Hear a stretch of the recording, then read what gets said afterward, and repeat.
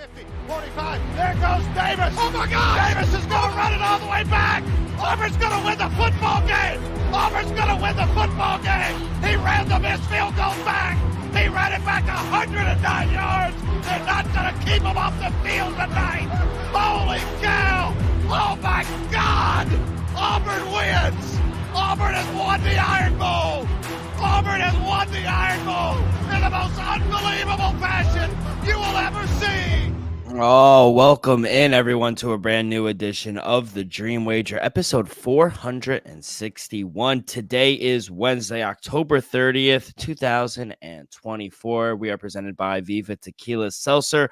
A little more on them in just a little, but we're getting to the November real quick. E, how you doing? Dale, I'm doing good. Coming off an exciting week, not the best week, but the Patriots got the job done, so that's all that matters. Yeah, we got a great episode for you guys. We'll recap Sunday Night Football. Monday Night Football, Russ, the Steelers, they continue to win. Big win for them. We got our Week 9 power rankings as well. We'll preview Thursday night at MetLife, Texans and Jets on Halloween. And Wednesday, we got 11-game slate in the association as well as some benching, some starters, some trades that went on. So we'll get into all that in just a little. B, I do want to start Sunday night. We recorded it a little early, our last episode, so we could watch this game. 49ers wind up winning at home 30-24. They cover. Game goes over the total as well. Not the best game, I would say, but better than his last performance. Brock Purdy, 18 for 26, 260 yards, no turnovers. He was just sacked 2 times. Thought the ground game was amazing. Isaiah Guerrero, he had a good game. Even Brock Purdy, he had a lot of scrambles as well. It's nice to see Ricky Purcell on the field after getting shot. I mean, that story is still insane to me. And, of course, George Kittle went crazy on tight end day. 6 catches for 128 yards. Yeah, CeeDee Lamb went crazy. You cashed your other lock with CeeDee anytime touchdown. He had 13 for 146. I'll say most of it was garbage time, but still a good performance nonetheless by him. But 2 turnovers again from Dak. Not the best performance on the road for the Cowboys. Yeah, Dale, give credit for Brock Purdy and the 49ers offense for, looking live again, looking like a contending offense. Brock Purdy, like you say, looked pretty good. Their running game, but it don't matter who you put back there. It could be Mason, it could be CMC, it could be a rookie, Gerardo. Dale, they just run the ball. Kyle Shanahan, you got to I understand Kyle Shanahan probably gets a lot of credit. But what he's able to do week in and week out with the running game, no matter who's in the backfield, to me is impressive. I understand he got, big names like Micah Parsons, DeMarcus Lawrence out on the other side, but 223 on the ground is impressive, no matter who you're going up against. So Kyle Shanahan, have yourself a day. George Kittle, Ball, Debo, looking good, coming back from that injury as well. And like you said, it's good to see the rookie finally, being impactful after being shot. Jennings was out, no Brandon Ayuk for the remainder of the season. So it's going to be interesting how he looks and being more involved in the offense. And then opposite side deal with the Cowboys. To be honest, it was nice seeing Zeke in the end zone. To me, that was tough. But Dak Prescott is still doing Dak Prescott things. 2 turnovers. The first pick, it was bad. The first pick was bad. Second one, he tried to force it a little bit. It is what it is. But the first one was unacceptable, Bill. If you're Dak Prescott, want to be you are the highest paid quarterback in the league. You can't just make those mistakes on the road, knowing that, especially after the performance you had the week prior, Dill. To me, I expected the Cowboys just to come out with a little more intensity offensively. Like you said, most of CeeDee yards and touchdowns is honestly in garbage time. Yeah.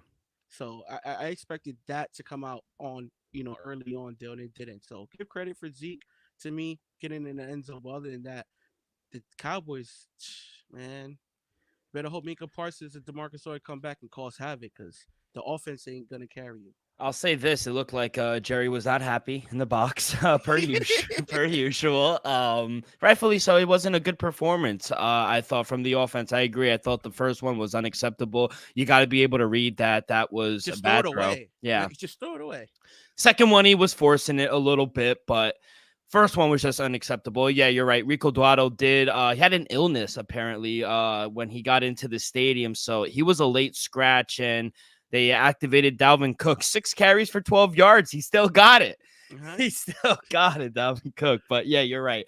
On a positive note, it was nice to see Zeke Elliott get into the end zone and find the touchdown. But are we in panic mode? Because I think, without Christian McCaffrey, I think this team was going to be fine, especially in an NFC West division that's kind of up for grabs still. We think San Francisco will be just fine. But Dallas, 3-4 now, and they play better on the road. This was a game where you and I think a lot of people thought this was a good opportunity, catching San Francisco, maybe in a bad situation, but they can't win at home.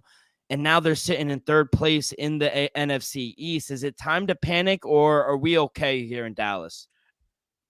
Honestly, at a 3-4 record, I wouldn't panic if I was in the AFC. In the NFC, you gotta panic a little bit just because it's loaded, Dill.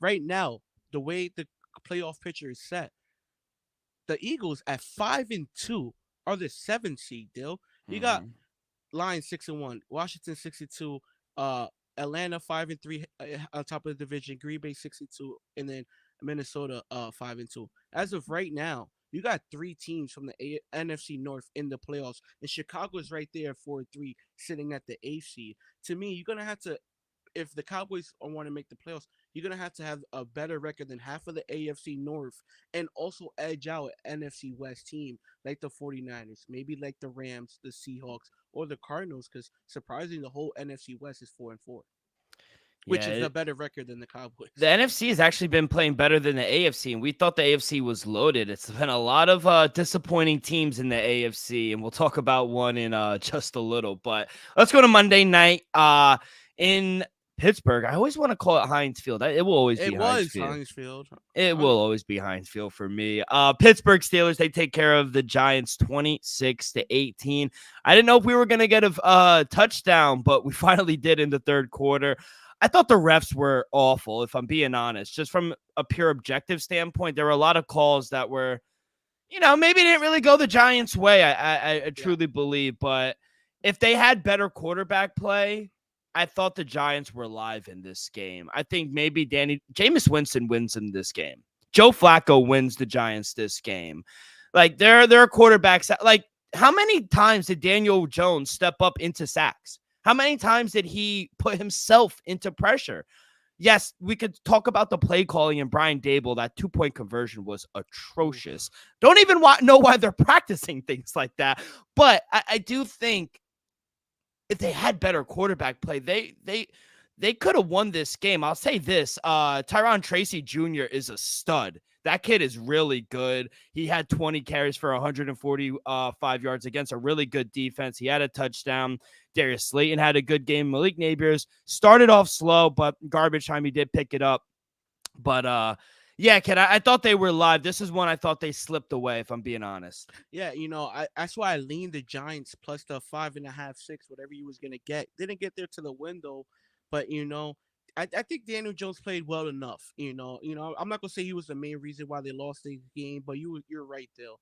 The Giants are live in this game, and it was a winnable game that they honestly let go. I think Brian Daboll was definitely getting frustrated. A lot of penalties didn't go their way. It was like that bad motion one on one of the first goal line plays that it could have been a touchdown. So to me, it's multiple flags that were like very, very questionable, if not close. So even the delay in game one, I seen clocks, be at zero for a whole second. That one was kind Yeah. of like So I don't know what was up with the rest, but they had one out for the Giants last night. I don't know They had what Steelers money line or they laying the had. 3. They had the Steelers laying the points or something. Darius Slayton had himself a great game. And that's another one. If Daniel Jones hits him on the left side, he overthrew him by a mile. You gotta hit that. You gotta hit that ball. So yes, I do agree with you. Daniel Jones could have played better, and they probably walk out with a victory. But I think he played okay. I think he played okay. Tracy ran the ball well.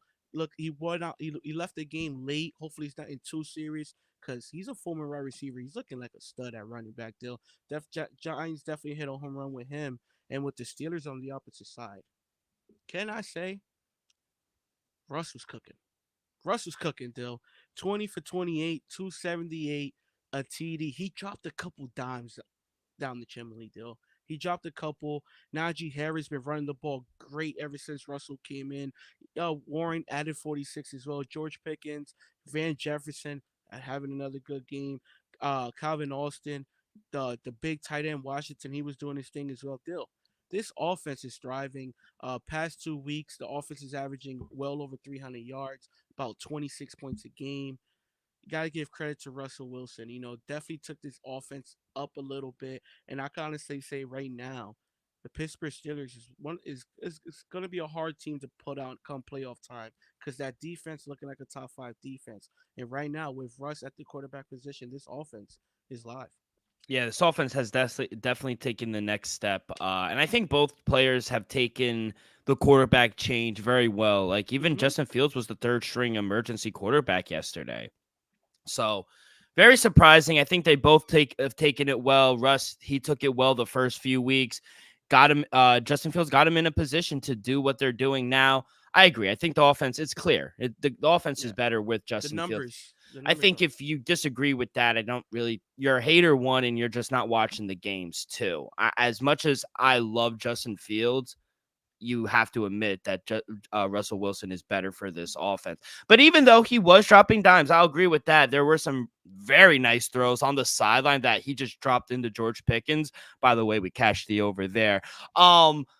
I still think this was a beatable team yesterday. Mm-hmm. As good as he played, there were times where the Giants were driving the ball. You just can't settle for field goals against a good team like that. You have to score touchdowns, because how many opportunities did they get in there and they just had to settle for 3? You can't do that. Gano hit 4 field goals. Credit to him. But against the Pittsburgh Steelers on the road, Sunday night stage, you got to cash that. Well, Monday night stage, you got to cash that. Did you see the Pickens catch that was ruled out of bounds? That was the most complete catch that was incomplete. Like, it was perfect. One thing I would say, I think it was TJ Watt who tweeted it. He said, JJ Watt. He said, if a player, if his foot touches the ground twice, but he didn't get both feet in, but if he plants the left foot twice, in which Pickens did, yeah. Isn't that 2 feet in? Because his foot hit the ground twice. It just happened to be the left. Yeah, I think technically that's 2 feet in. It's 2 feet, but I don't know. It says both feet. No, I don't know. It's all technical. I get it, but to me, no, I that's agree. He tapped. I think he tapped his right foot twice, which is crazy, and I don't know how his left foot never got in.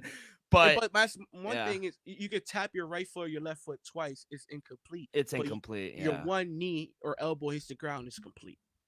Yeah, we got to change that. You got to change that. I feel like if your one foot hits the ground twice, that should count as 2 feet. JJ, a little biased, though, because of his brother, but I'll say he might have a point there. He might have a point. Yeah, no, I agree there. But it was a crazy catch, and for him to hold the ball and have those strong hands that he did, George Pickens is a beast. Mm-hmm. I'll tell you that. The guy really came on. He had a slow start yesterday, but he really came on.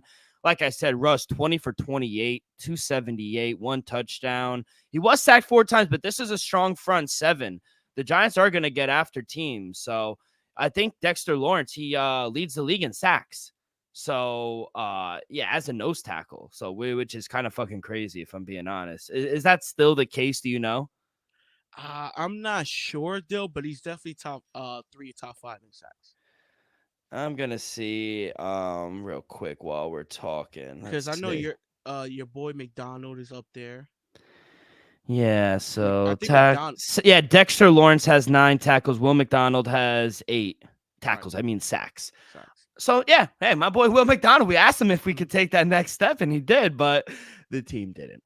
Okay, I think the bro from the Colts is 3, right? Let me see. Well, I'll just read you the top 5. Number 1 is Dexter Lawrence at 9. Will McDonald, the 4th, is 2nd with 8. Aiden Hutchinson is 3 with 7.5. Will Anderson has 7.5. And Kyle Van Noy. Shout out Kyle Van Noy, still doing it. He's 5th with 7. He's a Super Bowl champ now. Mm-hmm. So yeah, those are the. Man, shout out Kyle Van Noy. He's still out here getting it with a good team, Baltimore. He's a glue guy in the locker room. You always need a Kyle Van Noy in your locker room. But yeah, overall, kid, a really good weekend in week 8 for me. I go 3-1. I didn't get home or to the window with a lot of bets. I really didn't like a lot. I gave you guys my plays on what I would play, but officially I do go 3-1. I hit on the Rams +3. Joe Mixon over 76.5 rushing yards.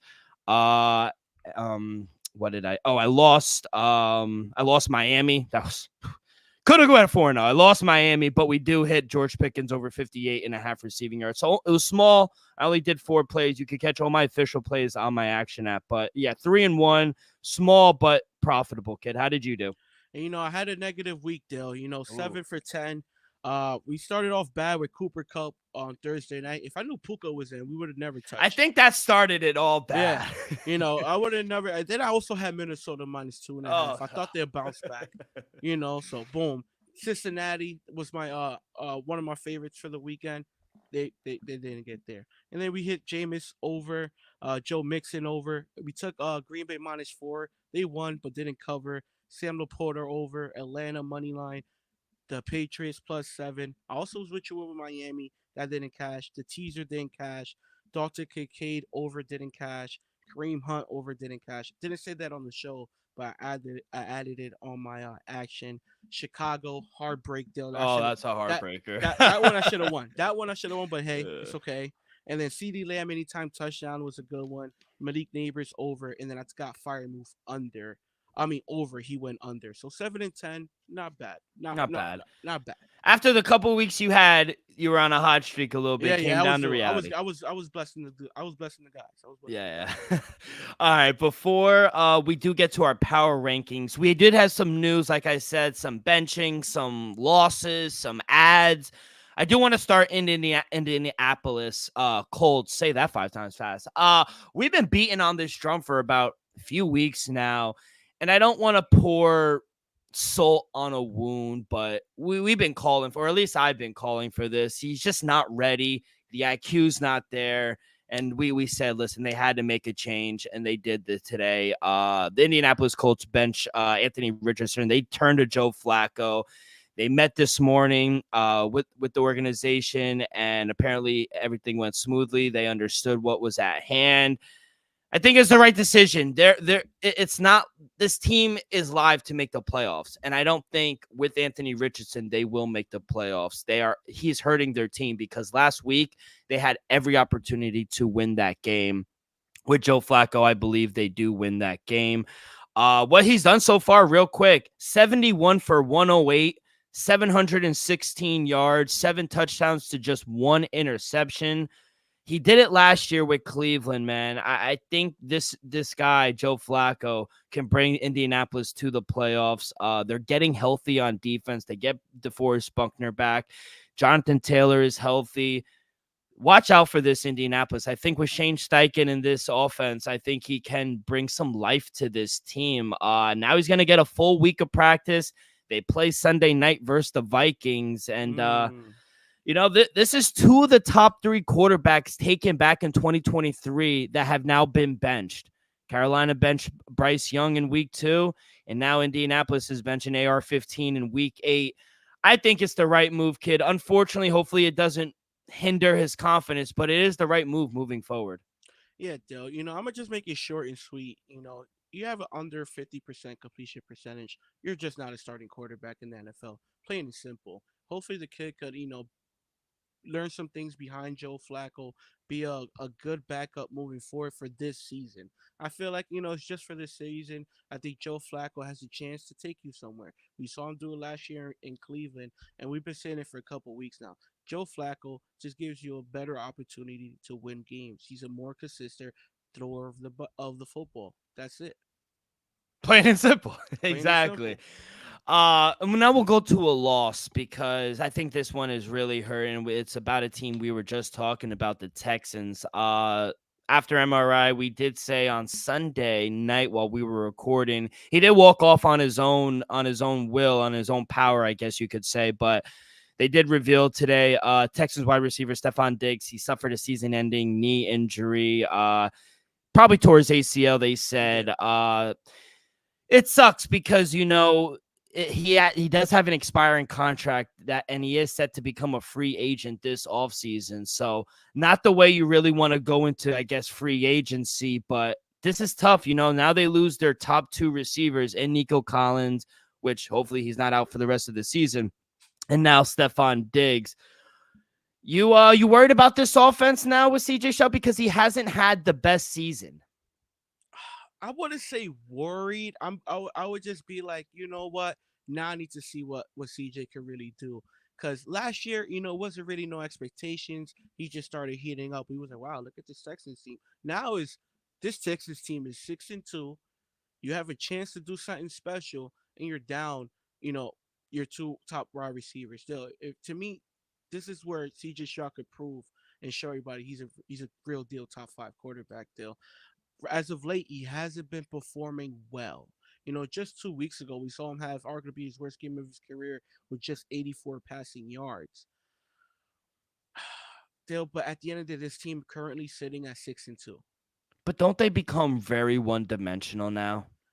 I wouldn't say that just because Joe Mixon, who's been running the hell out of the ball, we could both agree he's been surprising. He's been their Surprisingly, best player. yeah, he's been surprisingly very good, and we know it's gonna be. I expect Dalton Schultz to get a little more involved. We saw Tank Dell last season take a step. I expect Tank Dell to get a little more receptions and more targets his way. I wouldn't be surprised if somebody like I've been saying this for months. Justin Michi the third, if he goes out there and catches some balls and has a good game. So You're the only one I know that I'm the believes only in one. Justin. Yeah, but at the end, I was saying from early on, this team has one of the deepest wide receiver cores in the league, and I think we're going to see that pay off for the rest of the season. Yeah, I think I don't know. I think you're a believer in John Mechie and Dalton Schultz a little more than I think Most people out people. than most people. Yeah, I'm realist. I'm honest. No, I agree. But they haven't shown it to me. Maybe now CJ is forced to throw them the ball. I agree with you, Dylan, but I can't deny they're still winning games. I Of can't course. deny that. Of course. Yeah. They have enough talent to win games. They have another very winnable game we'll talk about in a little bit. So they are And still winning games. They have a top 10 quarterback. They have a good defense. They're a good team. mhm. I worry about their offensive line a little bit. and I'm looking at their depth chart right now. I don't even know they have Robert Woods still. Say what you want for the people. Listen, say what you want. He's like That's a 45 years old though. that's a good veteran that you can have there. Don't get me wrong, I don't expect him to go out there and average, let's say, 75 yards a game. Absolutely not. But that's a guy that you can have there on third down and you can rely on and count on to make a catch for the first down. That's all I'm saying. There, you're gonna need guys who you could count on, and Robert Woods could possibly be somebody. Yeah. All right. And then let's transition to another wide receiver. We had a trade today between the Baltimore Ravens and the Carolina Panthers. Carolina is sending wide receiver Deontay Johnson to the Baltimore Ravens. It's a pick flop. Panthers, they're getting a 5th-round pick for Deontay Johnson and a 6th-round pick. And, this isn't just the first wide receiver we've seen traded to the AFC. Deontay Johnson, like I said, to Baltimore. Amari Cooper to Buffalo, Devontae Adams to New York, DeAndre Hopkins to Kansas City. So a lot of teams in the AFC are trying to load up here, closing the deadline up. I don't know. I don't think it puts him over the edge. I think it's a good addition for Lamar, but I don't know. Besides him and Zay Flowers, it doesn't really blow me away. I think it's a good move. For what you're giving up, I think it's a good move. Your team, in my opinion, got better, especially offensively. You know, Zay Flowers honestly stepped up. He started the season slow, but these last 4 out of the last 5 weeks, he's been having great games. We've seen Mark Andrews starting to get a little more involved. He's looking healthy. Lamar Jackson coming off 4 touchdown, 5 touchdown passing games. Now you're adding a very good veteran in Deontay Johnson. Still, I think this is a great addition for this Baltimore Ravens offense. This is what you do to make your team contend for a Super Bowl. When you're already good, at one thing you become better. And I think Deontay Johnson is going to make this offense just a little better. Yeah, I would agree with that. I do think the offense is a little better today than it was last week. The Carolina, though, reports are they are not on fire sale. They are not trading Chuba Hubbard. They think he is their future running back, which I agree. I think he is a good running back. And they're not going to trade J.C. Horn, which I like J.C. Horn. I think if he could stay healthy, the team is just bad. I think he gets overshadowed by a lot of bad players, but he's good.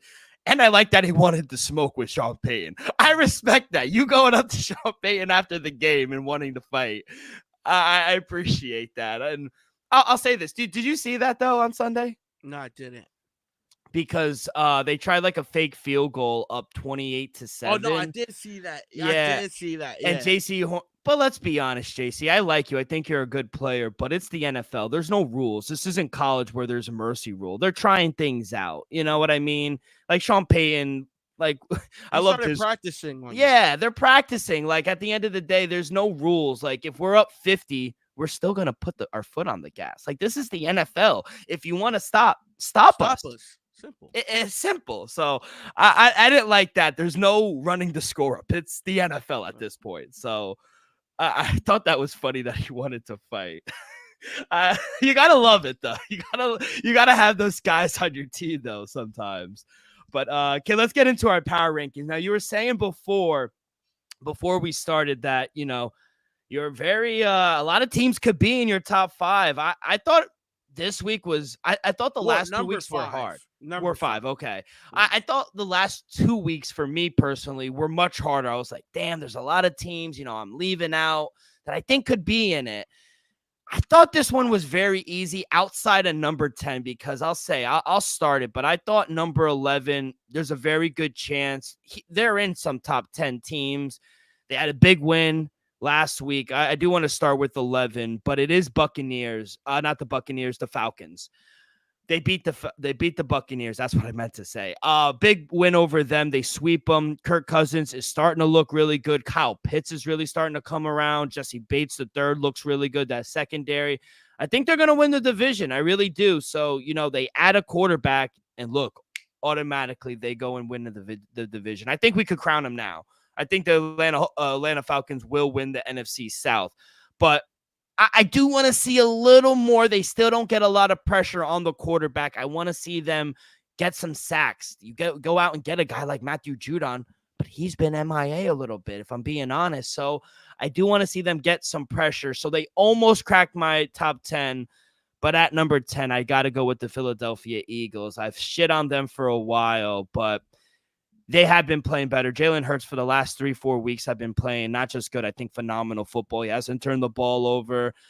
You see how big of a difference this offense looks with Devontae Smith and A.J. Brown. Saquon is, it's self-explanatory. Saquon is Saquon Barkley. I think it took a while, but Vic Fangio's defense, I think the boys are starting to play for him a little bit. Cooper Jazeen, he's a stud. I think what they did in the draft, getting those two guys, the corners, really starting to help that defense. I mean, that one-on-one tackle with Jamar Chase, that was amazing. That's why you go and draft him. That is exactly why. So I hate to say it, but this is a good team. They're starting to peak a little bit. I got the Eagles at number 10. Yeah, I agree with you. At number 10, this team is trending down, but I got to at least put them in my top 10. I still love what they've been doing. I still respect the defense. Give me the Minnesota Vikings at number 10. I understand they're coming off 2 straight losses. Some people say they've been exposed. I'm not going to go that far just yet. I think Sammy D is still playing at a high level. Justin Jefferson in the wide receiver core is healthy. TJ Hawkinson might be bad this week, people. Aaron Jones was running the ball great. And Brian Flores has been calling the defense amazing. So I'm not going to have 2, back-to-back losses discourage me too much. Give me Minnesota at 10. Yeah, I have the Vikings at number 9 for me. I know they've lost back-to-back, but I still believe in this team. I still think they're a playoff team. I love that linebacker they got in the offseason, Van Ginkel. I think he's been fantastic for them. Still believe in their defense. They just ran into a Rams team that was healthy. I really healthy. Yeah, healthy. So I like Aaron Jones. I like Stephon Gilmore. I think the linebackers have been good as well. So I would pump the brakes on fading this Minnesota team. I think I think they're still a very good team at 5-2. I still believe in Kevin O'Connell and that offense. So I would pump the brakes. I agree with you. I'm not going to write them off just yet. I got Vikings at number 9. At number 9, give me the Philadelphia Eagles. Oh, we just flipped. Okay. And I'm be honest, this is a team that almost ended up a little higher, but I just couldn't do it. Yeah. Maybe next week they'll get there. But the most surprising, I think you covered it great, so I'm not going to touch too much there. But I think we got to give credit to Vangio on that defense because that's what's really been, you know, impressive as of late. The offense, yeah, AJ Brown is back, Devontae Smith, we seeing them, click, Jalen Hurts taking the turnovers down, but that defense still slowly becoming a top 10 defense. Watch out for the Eagles. Give me the Eagles at 9. At number 7, no, not at number 8, excuse me, at number 8, give me the Pittsburgh Steelers.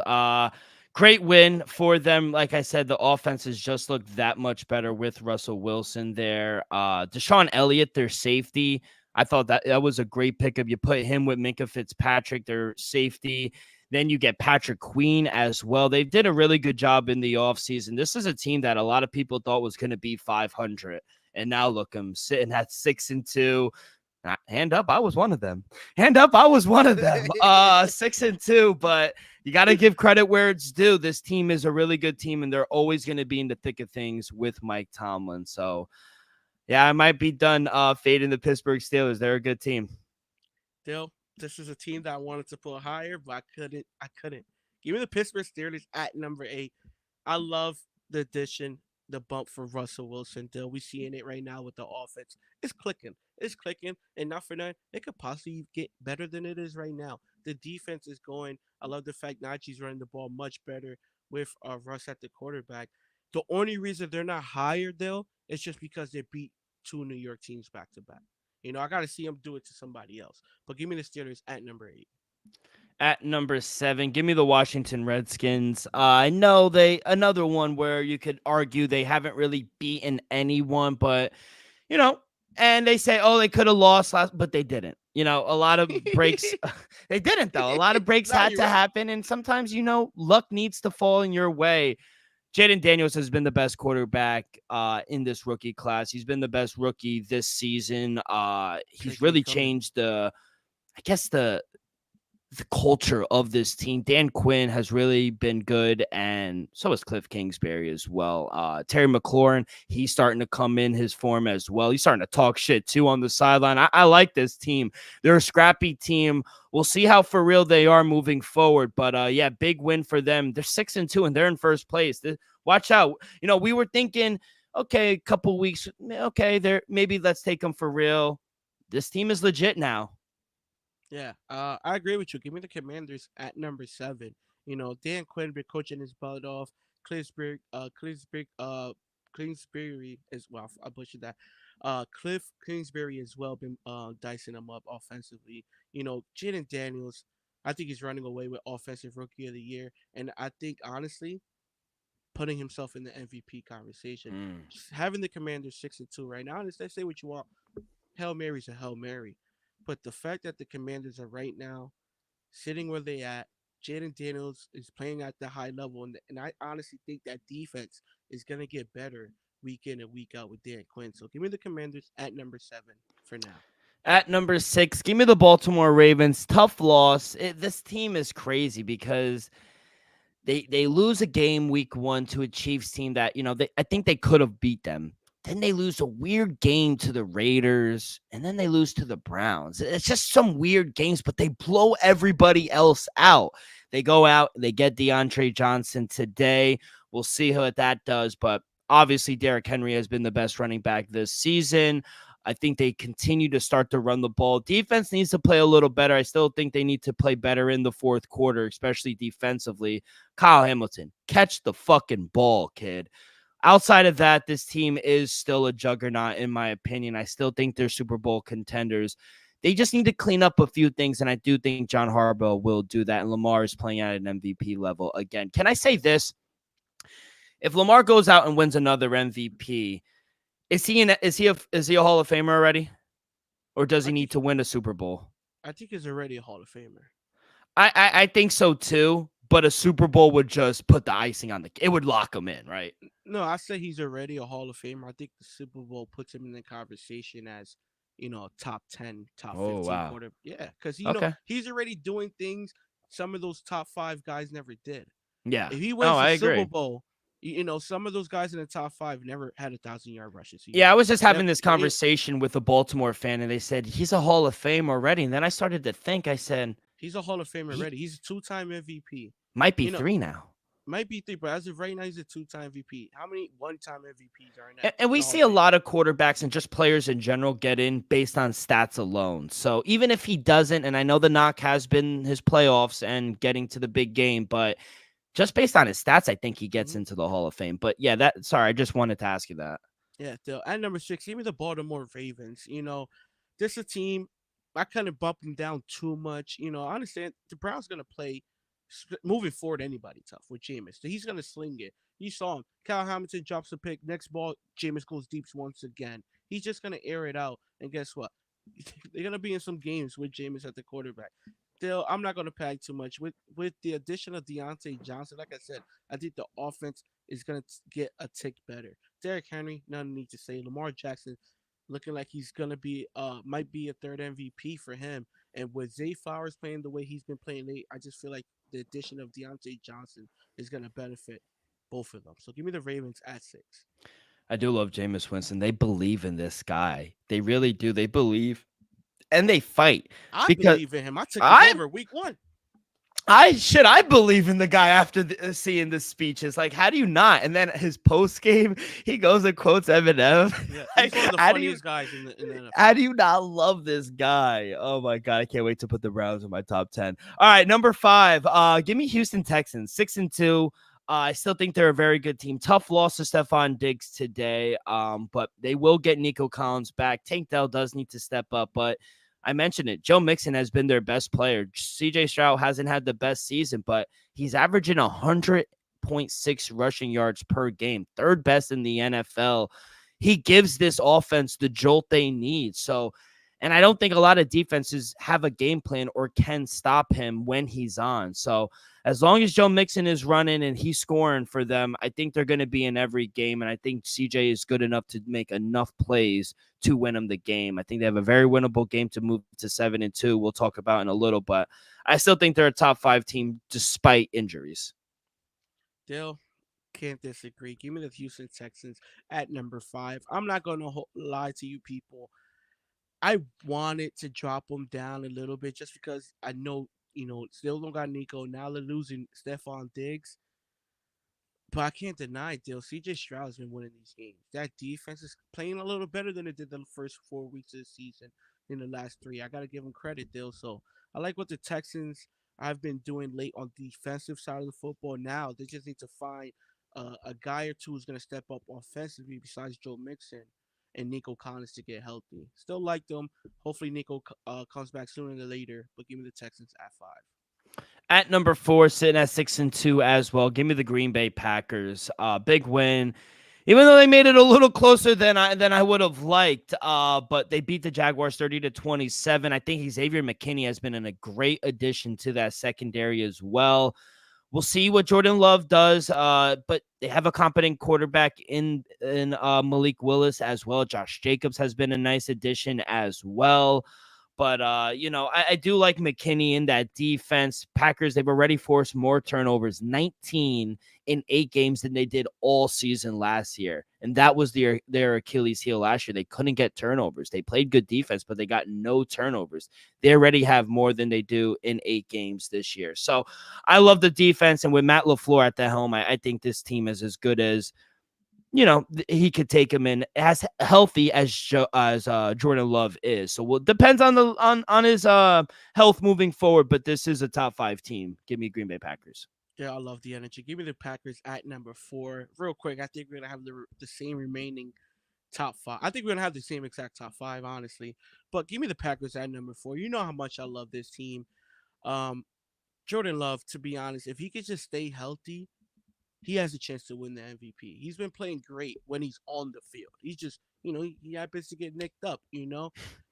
Josh Jacobs, he hasn't been getting the touchdowns, but he's been running the hell out of the ball to me, great addition there. Not really missing Aaron Jones that much. And like you said, though, the defense has been the calling card. Though the Packers secretly have a top 10 defense, top Yeah. 10ish with with that secondary getting turnovers week in and week out. You gotta give them credit. Give me the Green Bay Packers at number 4. And real quick, though, I know I forgot. A couple weeks ago, I said it. That was my ticket to go to the Super Bowl. Packers and the Texans is at plus 8,000 and it's still live. And I think it's live. I love it. At number 3, give me the Buffalo Bills. They just dismantled the Seahawks on the road. What a win. Josh Allen is playing at an elite level. Finally threw an interception, and I know it took a while for him to throw one, but he's playing good. The rookie Keon Coleman is starting to get into form. He had his first 100-yard receiving game, followed that up with 5 catches, 70 yards, and a touchdown as well. He had that one-handed catch against Woolen, one of the best corners in the league as well. Sean McDermott he's coached well. I think the defense is starting to get healthy as well. They bring in Amari Cooper. That's going to help that wide receiver room, especially the rookie Keon Coleman. So I like what I'm seeing from this Buffalo team. Another team we could crown. Congratulations. They won the AFC East. Yeah, I mean, this team, I will go on record to say the Buffalo Bills has definitely won. Congratulations. Congrats to Doug McDermott. Yes, good job. Definitely earned another year at the helm. Josh Allen, good shit. Bills won the AFC East.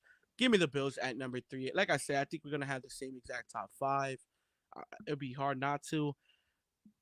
Buffalo, honestly, has gotten better with Amari Cooper because the fact that I think he had 1 catch. The fact that he wasn't impactful at all and you was able to blow out, to me, in my opinion, a pretty good team in the Seattle Seahawks. Especially on the road. On the road, to me, that says a lot on how good this team really is. So I got to give them credit. To me, that was one of the most impressive wins of Week 8. Give me the Buffalo Bills at number 3. Yeah, I do think you're right. I think we will have the same top 5. At number 2, give me the Detroit Lions at number 2. I mean, they just dismantled. The Titans are a poverty team right now. They're a bottom 5, maybe a bottom 3 team, 52-12. But I do like, because remember last season, kicking wasn't a problem. They bring in Jake Bates. He's a free agent. He was with the UFL in his brief stint as well, but he hit the 44-yarder to win the game as well. So, he's been 11 for 11. I don't want to jinx anything, but he's 11 for 11 on field goals, and he's 27 for 28 on extra points this year. Detroit found himself a kicker. That was the missing piece. Give me the Lions at number 2. So at number 2, give me the Detroit Lions. I honestly almost put them at 1. Just they've been more impressive. Give credit, to our number 1 team, but Detroit Lions the last 3 weeks have definitely been playing like the best team in football. I can't deny it. Give me the Lions at 2, and at number 1, we both got the same team, though. Yeah, it is the Kansas City Chiefs. I mean, I get you wanting to do it, but they are not undefeated. The Kansas City Chiefs are, regardless of how good or how mediocre they're playing right now, they are still 7-0. They just beat the Raiders. And, I think the rookie, Xavier Worthy's starting to come around as well. He leads the team in touchdowns. He has 5 touchdowns. And they're doing it all with like a mediocre year from Travis Kelce. A couple bad drops, I thought. So his speed, I think, has helped some of the other receivers as well. So he has 19 catches in 7 games. So he's starting to come on a little bit. Patrick Mahomes finally had threw 2 touchdowns last game. They're not playing the best. I'll agree with that. But like we were giving another Texans credit by just finding ways to win. Patrick Mahomes and Andy Reid just find ways to win. So I got to give them credit. They are the best team right now at 1. At number 1, give me the Kansas City Chiefs. I can't deny, even though, like you said, they haven't been the most impressive team as of late, they're still the only undefeated team in football. I understand Patrick Mahomes is not playing like it, but he's still the best quarterback in football. And defensively, Spagnuolo has, I understand, consistently not the best defensive football, but when it matters, that's the best defensive football. Give me the Chiefs at number 1. Yeah, they got really good linebackers as well. Kansas City and Spagnuolo. We said it last year during the Super Bowl. Might be the best DC I've seen in our lifetime. I mean, the runs that he's done. DC never been a head coach yet. Yeah, I mean, Super Bowls, the way he diced your team up. I mean, there's some really big games out there that he's been a part of. But kid, we were talking about we were going to be far apart. No, Besides 9 and 10, I told you, I just felt like my 6, 7, and 8 teams could have been number 5. That's all. I like I said, I love Houston. That's why I put them there. Mhm. But the Steelers to me could be a number 5 team. The Ravens could be number 5. The Commanders could be number 5. That's all. Yeah, maybe on Eagles the too. neutral field. Yeah, Eagles too. Eagles are looking good now. You're not gonna tell me the Houston yeah. Texans are that much better than the Eagles. Nah. No, maybe not. We'll see. We'll see what happens on Thursday. Before we do, before we get into all these picks, quick word from our sponsor. We are brought to you each and every episode by Viva Tequila Seltzer, the most refreshing hard seltzer on the market, hands down. It is no wonder why Viva was voted #1 hard seltzer in the world by a San Francisco World Spirit competition. With only 88 calories, 0 carbs, 0 sugar, and a light 4.5 ABV, Viva is the perfect drink for your post-game celebration as it was created with that active lifestyle in mind. We favor tequila seltzer because flavor is the spice of life, and we like our drinks with just a kick, just like how we like our lives. Whether it's Huckleberry playing around the golf with the boys or a new flavor, coconut, watching Thursday night football on Halloween, it doesn't matter. Our favorites pair perfectly with that Artisanal Blanco tequila for that subtle and refreshing drink. Our belief here at the Dream Wager and at Viva is to live long, live well, and live it up. All right, kid, let's get to it. Thursday night football at Jet Life. Huh? The Jets are favorite? No way. Jets -1.5. I see -2 out there as well. Shop around -125 on the money line. Texans +1.5, +110 on the buyback. Total at 42.5. Now, I know the line hasn't moved since the Stephon Diggs news, which I don't expect it to move. But, kid, I actually understand why the Jets are favorite. I'll let you talk first, though. What do you got for the side here?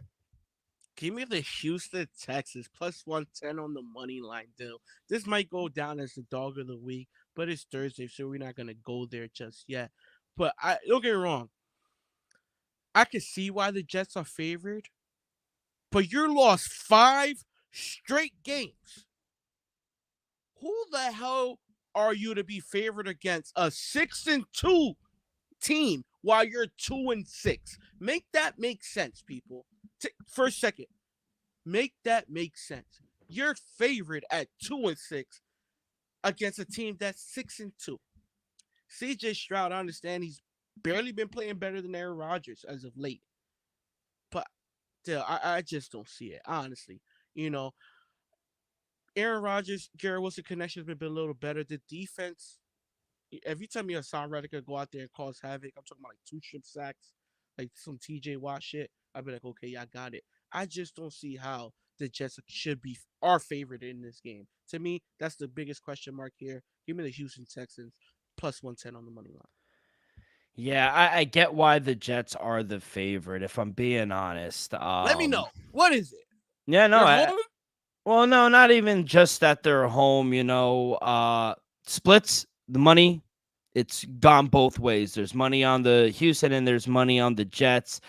Obviously, the Texans are undoubtedly the better football team. They've won 4 of the last 5 games. But, there's a reason the Jets are the favorite. The schedule, I think. The schedule isn't working in Houston's favor. Short week. This is their 3rd road game in 4 games in 18 days. We saw how that worked out for the Jets, too, early on. It's a tough schedule sometimes. And let's be honest. That's when Texans, y'all was winning games. No, we won 1 game. 1 game. They won 4. Much different.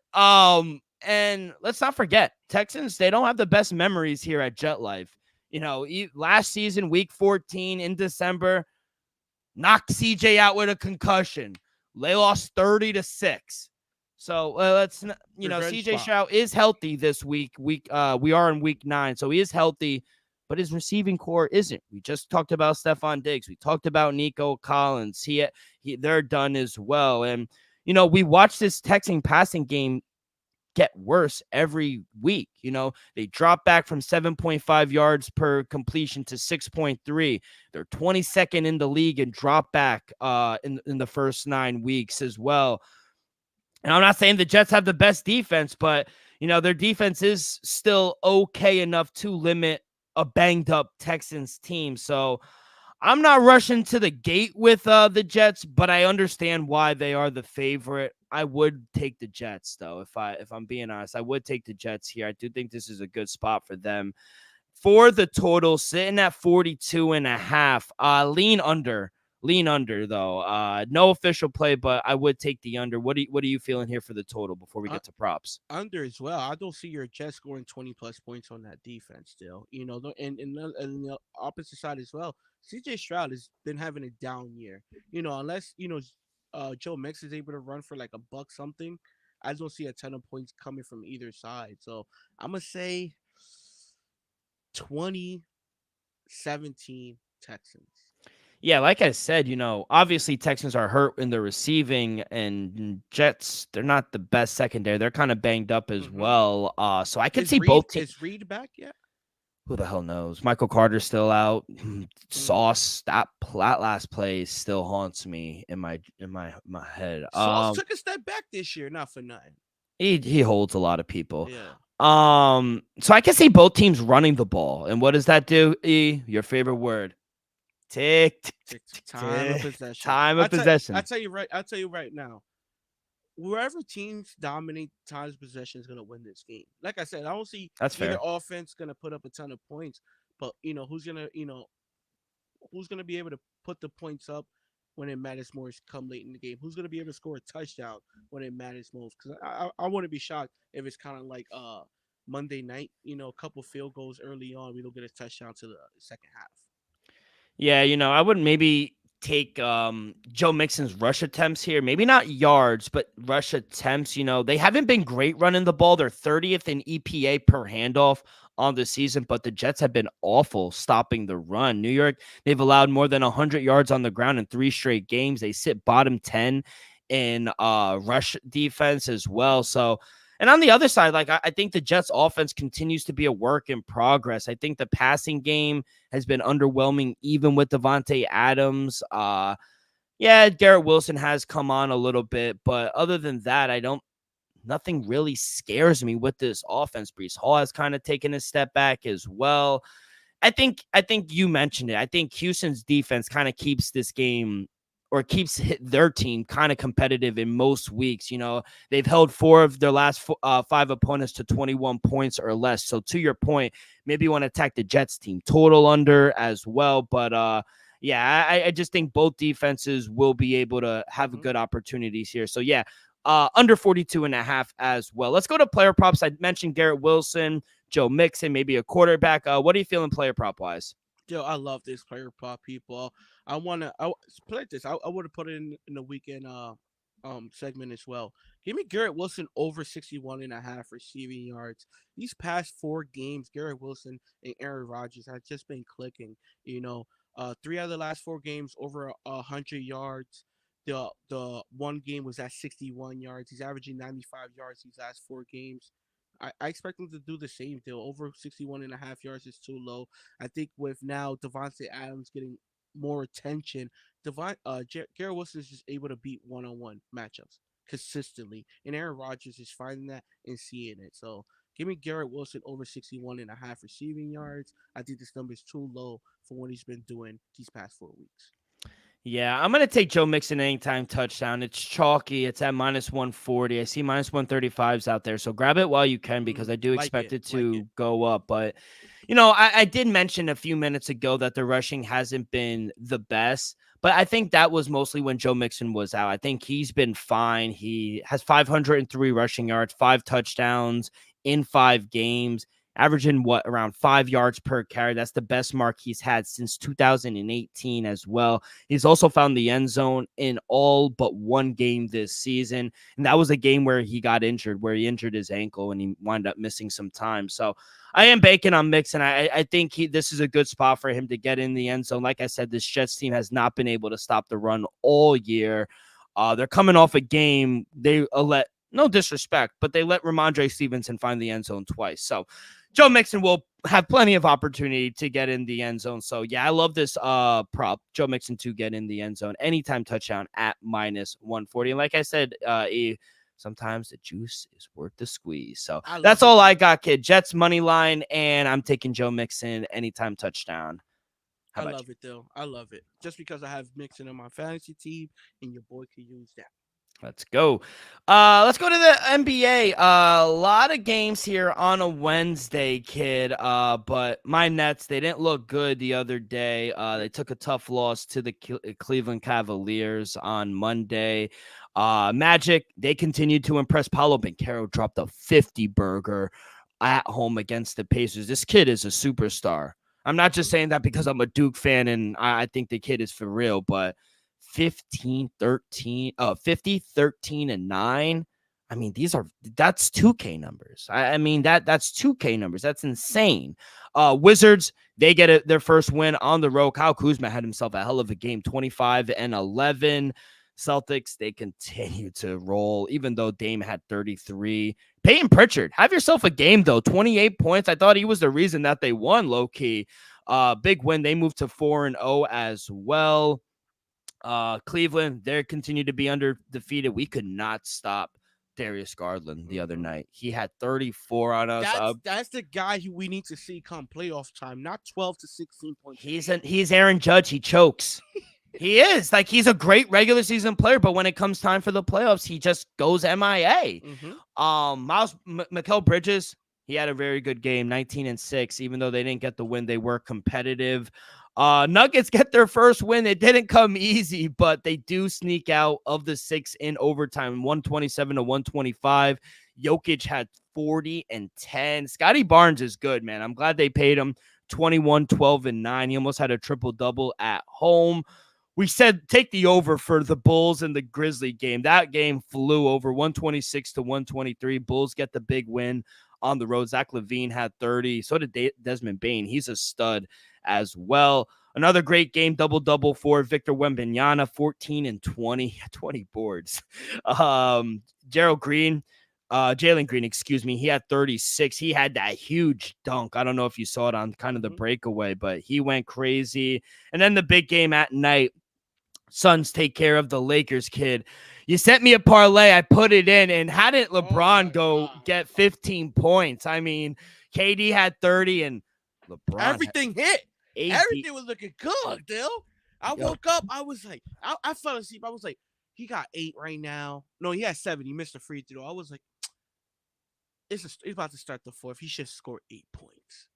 I'll say this, kid. AD has been playing crazy. 29, Mhm. 15, and 3. First loss of the season, but they were very competitive against a good Suns team. Thoughts on Monday's slate before we get into Wednesday? Yeah, so far I think Anthony Davis has been the MVP for the season. Mm. I think JJ Redick needs to some credit. I think he deserves some credit because I think the Lakers been one of the most surprising teams. Cleveland, Paulo Banchero's play as well. So just real quick, of what I've seen so far this season. But the Lakers been impressive, shockingly, in my opinion.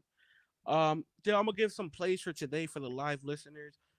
I took Dallas +5, and then I'm gonna take Pelicans tonight against the Warriors -1.5. No Steph Curry. I expect the Pelicans to take care of business. Wednesday slate deal. Let's get into it. Los Angeles Lakers taking on the 4-0 Cleveland Cavaliers. Cleveland laying 5 over under sitting at 227. Some people are saying that it's gonna be a special game for Bronny and Braun, possibly see the court again together in Cleveland. To be honest, I think they'll be dope if it happens. But give me the Lakers +5. I think 5 points is a little too much. Looking around Cleveland, been impressive so far. Gotta give them credit for 4-0. But I think AD could honestly do some things tomorrow against Jared Allen and Evan Mobley. So give me the Lakers +5. Next game, Boston Celtics taking on the Indiana Pacers. Indiana Pacers got to wake up. I don't know what's going on. They're catching 6.5 points. Over under sitting at 232.5. I'll lean the over for the people out there, but my official play will be the -6.5 with the Boston Celtics. I hate every time I say this, but I gotta say because I'm honest.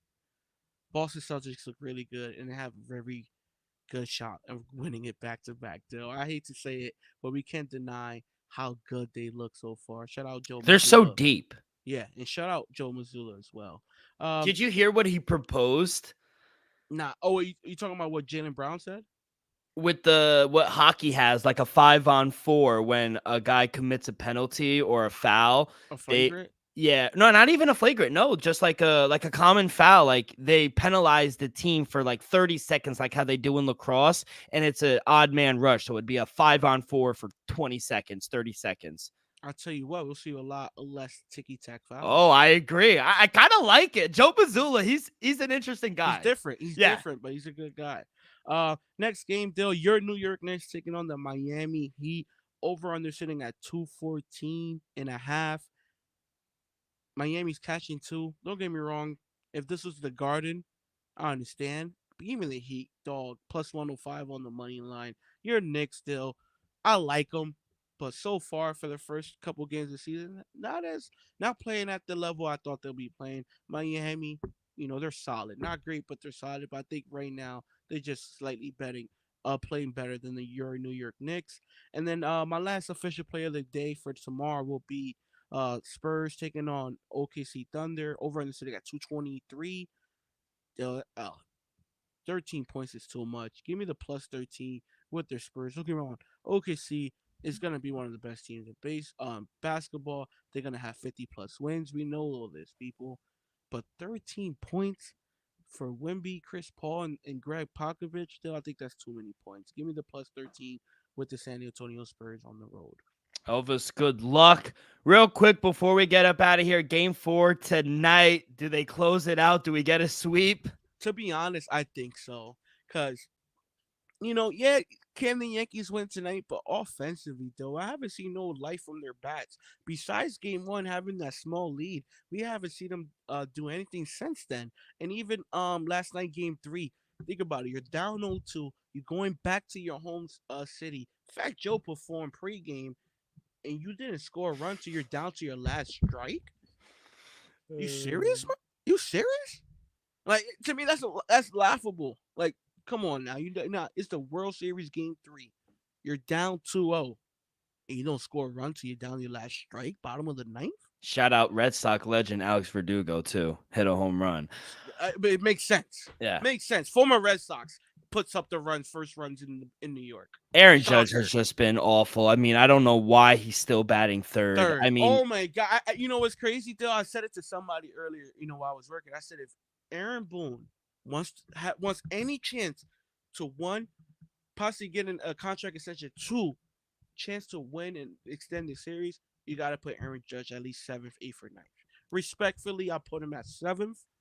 But that man, and I don't want to hear the crowd chant MVP anymore. Never.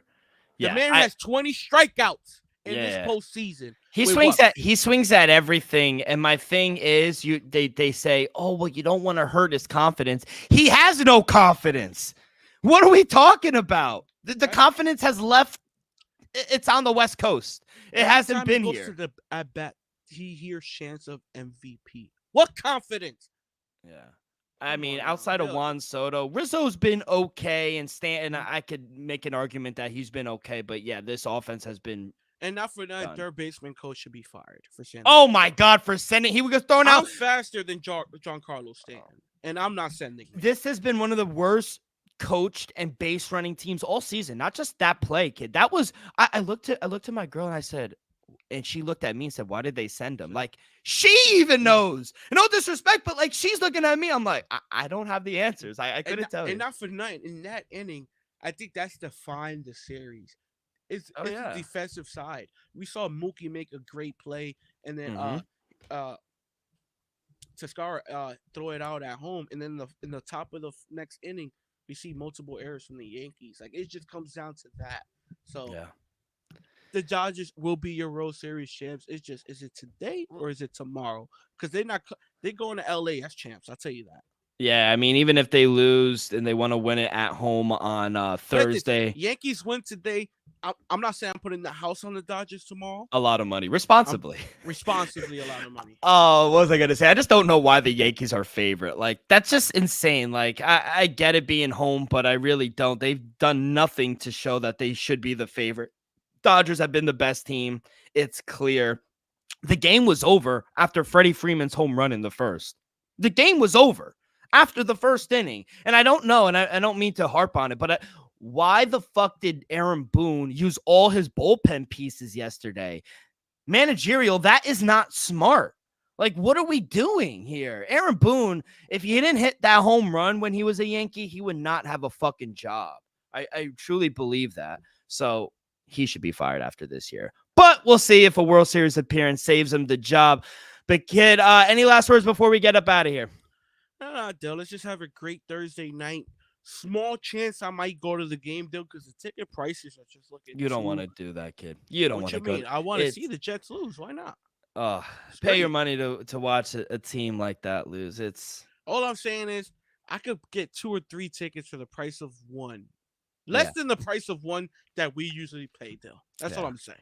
Sad day. But everyone, good luck on all your bets. God bless. We'll see you guys on Friday.